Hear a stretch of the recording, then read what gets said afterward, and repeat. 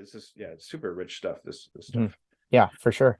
And maybe just to provide an example that I was sort of thinking of, maybe to bring it down more to the practical level of what we mean by this, like the distinction between what Florensky would say is like the different pronouns, like the I and the he and the thou, like the different almost perspectives on the subject, like in the way that, as you were saying, is that it almost the very fact that we incarnate something that is different than us as subject opens up the space to recognize it for its in its falseness. But like I used to, and not say I don't do engage in this sort of imagination, prideful imagination. I used to have this tendency that I fight against now, where I would be listening to music, and I would always like imagine myself as the person making the music and then receiving all this praise from people for how good, because I used to be really into music and wanted to be some sort of musician. But so, and then I realized that like I didn't realize back then, but like looking back at it, for one, I only in the past year did I realize I probably shouldn't be doing this, sort of imagining myself as this person that everyone is loving for how talented I am. But that person that I'm imagining, that isn't me. That is a Exactly. fictional imagination of myself. And exactly as you were saying, it was by recognizing the fact that this isn't me at all. This is just a product of my own imagination that opened up the space for me to say like, well, you know what, let's cut that off and let's not engage in these sort of vain imaginations. And it's one point that I like to emphasize on my channel a lot is the distinction between communion and self-relation. Now, the thing about self-relation is that I used to be like, well, self-relation is pure self-relation is hell. And then I realized that like, no, pure self-relation is nothing at all. A pure self-relation without any like even Hegel himself says that like a pure self-relation would be akin to like a pure being, but that's Hmm. nothing at all, right? Hmm. So Hmm. so a pure self-relation is nothing. So hell isn't a pure self-relation. If you wanted to understand sort of what the logic of hell would be, I would say it's that like it's it's the imagination of like, so me, the imagination of myself as the rock star receiving all of this praise, that is a pure self-relation, precisely because it's a pure fiction. It Yeah. is an imagination that has no substance in objective reality. And Hmm. I don't think these, as you were saying, objectifications and even imaginations aren't necessarily bad. And like even like in Eastern Orthodox spirituality, you hear a lot about the cautions against imagination. Now, it's not because imagination as such is evil, it's because Right. it leaves open the space for temptations. And I think it's precisely these temptations of pride, of imagining yourself as this holy person or Mm. as this person worthy of all this praise. And so the imagination is sort of what is the self-relation. And it's and so the objectification that I think is good, and that can be, because as you're saying, as a subject we necessarily do this. I think it's just the types of imaginations that are sort of open towards otherness, because the imagination of myself as this person worthy of praise, that is not objectively true. I am Mhm. not the one who deserves all this praise. So when God is all in all, and there is no room for subjective fictions, which isn't to say there isn't room for genuine objectifications, genuine freedom and space, because we, like, I think Maximus even talks about this. It's not that when he talks about the cessation of the gnomic will, this is not a cessation of our freedom or our Right. creative capacity. It is Right. the full actualization of our creative capacities. We just no longer have this ability to set up false realities Hmm. in opposition to the objective reality of God, which isn't just this single totalitarian perspective. It's like a communal whole that anything can be a part of it so long as it is receptive or open to communion. So if Hmm. your objectifications are open to communion, then I think they are redeemed and they are good.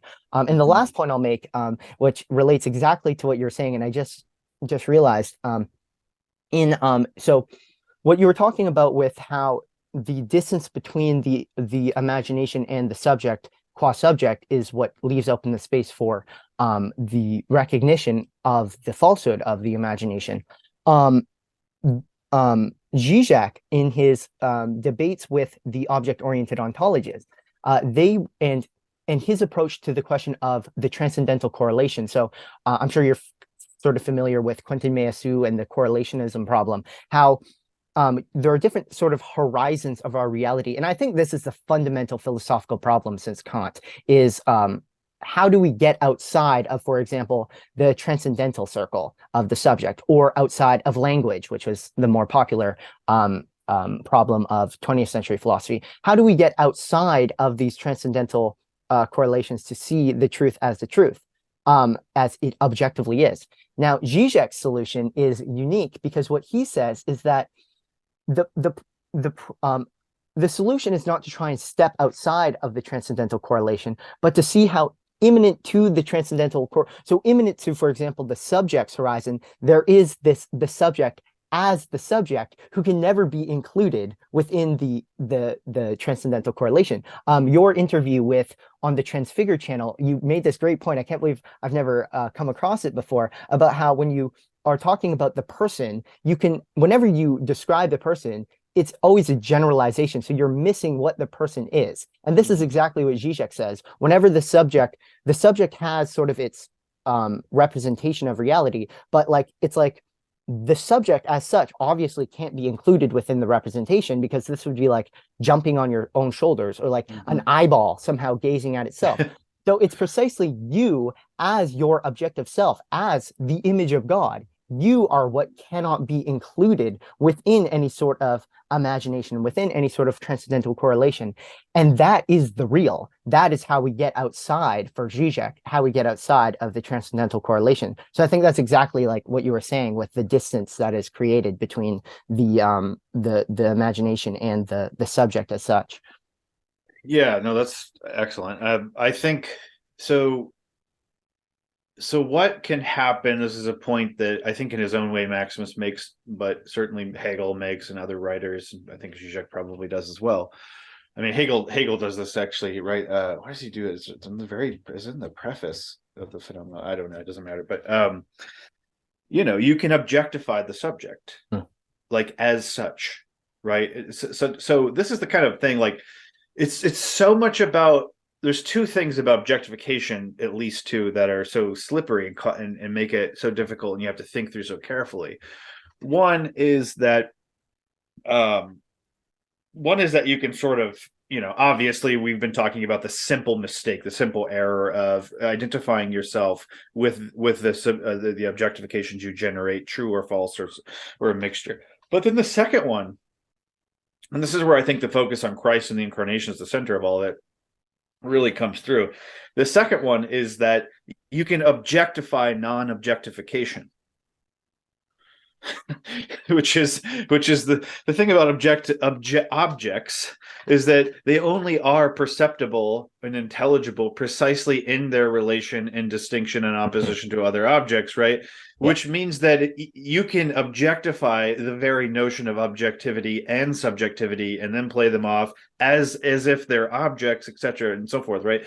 And so when Zizek, or anyone like any kind of personalist that you could read from the 20th century, will make these almost like phenomenological initially observations about the subject, and about how and it's interesting because there's deep roots, right? It goes even back to like Porphyry's read of Aristotle, and the atoma is like the individuals. How do you speak about them? Well, every time you predicate anything of an individual, you will always invoke a species or a genus that's more general than they themselves are. And so you get all that, but Christology, in the Christian tradition, Christology really heightens that insight, that paradox, that bizarre oddity, which is available. I'm not saying you have to be a Christian to see this.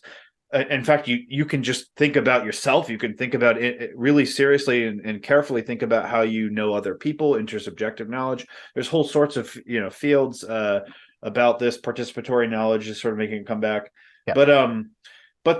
But I do think for Christians in particular, we ought to see that this is the foregrounding problem, precisely because you put Christ qua person and St. Cyril's line, and then the post-Chalcedonians that are trying to make Chalcedon mesh with Cyril, as I talk about in the book.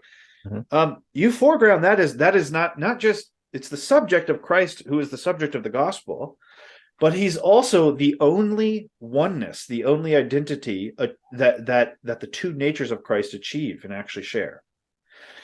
So now you've made the person sort of the center of all of this in a kind of particular way.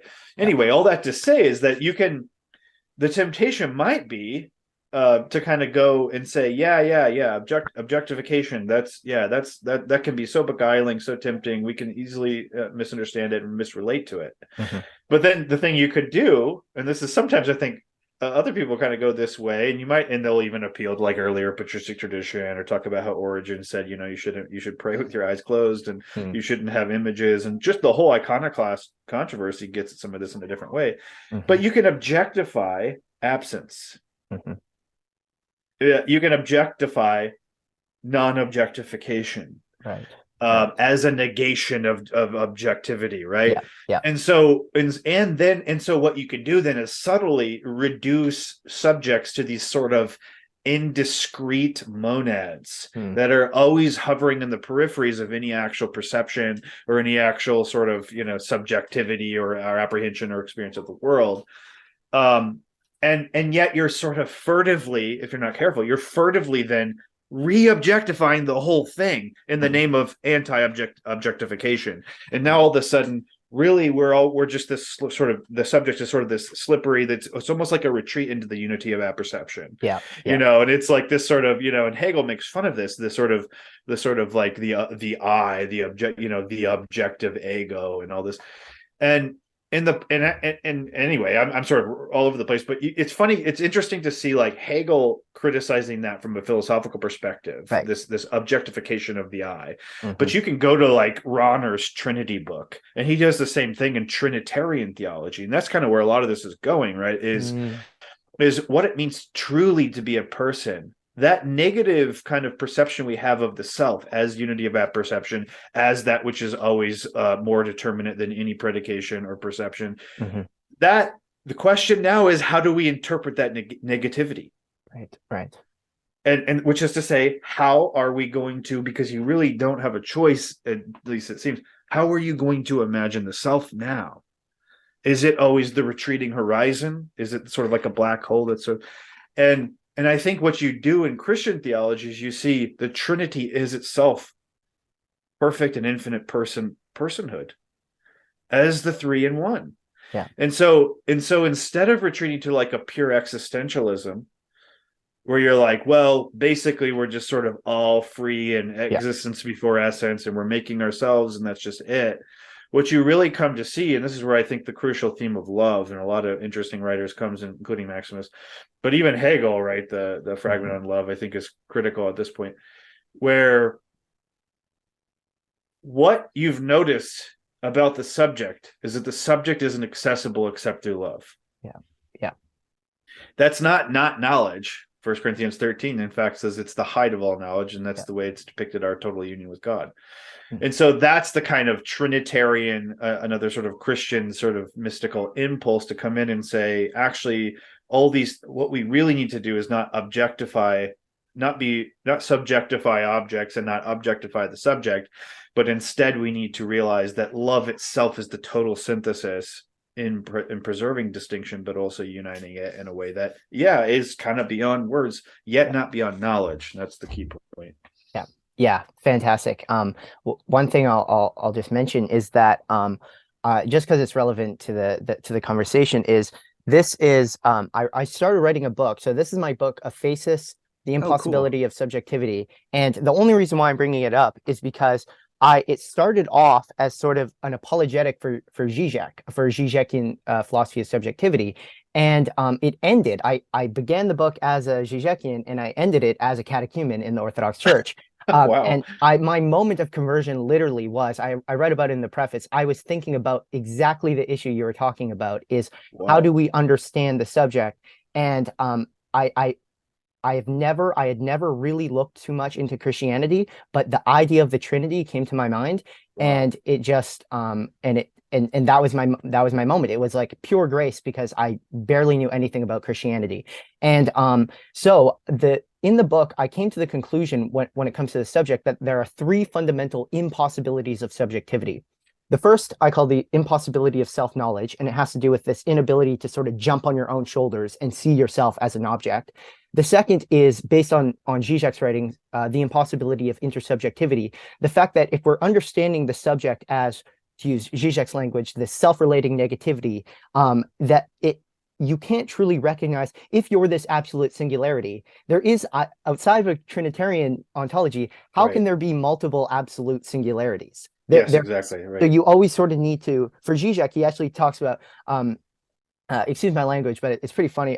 He talks about how the most radically new thing would not to be, this is a direct quote from one of his lectures, most radically new thing is not to discover an alien, but to say, fuck it, another self-consciousness. So that's sort of his Hegelian, his even less Hegelian, more just like strictly Zizekian, because I think he sort of gives, he credits Hegel almost too much, because I think Zizek is so unique as a thinker. But the third impossibility was what I called the impossibility of absolute knowing, which is kind of just coming to a point of the self that can't be negated further, that where you can't be like, yesterday I was this, and then now I'm this, and this is who I am. And this was the most complex to me, because it took until discovering Maximus that I really figured it out, that the solution to this impossibility is not to just say, oh, we reach a point where this is who we are, but we reach a point where it's no longer negativity that's the driving force of our movement, but it's sort of like the ever-moving rest, you know? So anyways, so with these three impossibilities, what ultimately led me to Christianity, and because how I got to Christianity was sort of seeing the structure of the fall in these three impossibilities, is the fact that paradoxically, the impossibility of self, all three impossibilities, we can simultaneously say are the essence of what it means to be a subject.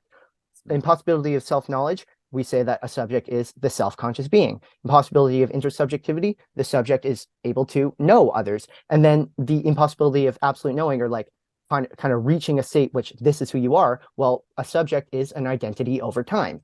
So by recognizing that there is like this structure of the fall, where it's like the subject literally is not what it is, not its notion, we could say, it fails to embody its notion. This ultimately led me to Christianity. Now, just real quick, a note on that. Isn't it interesting that those three impossibilities sort of, in a kind of paradoxical way, relate to the three persons of the Trinity, right?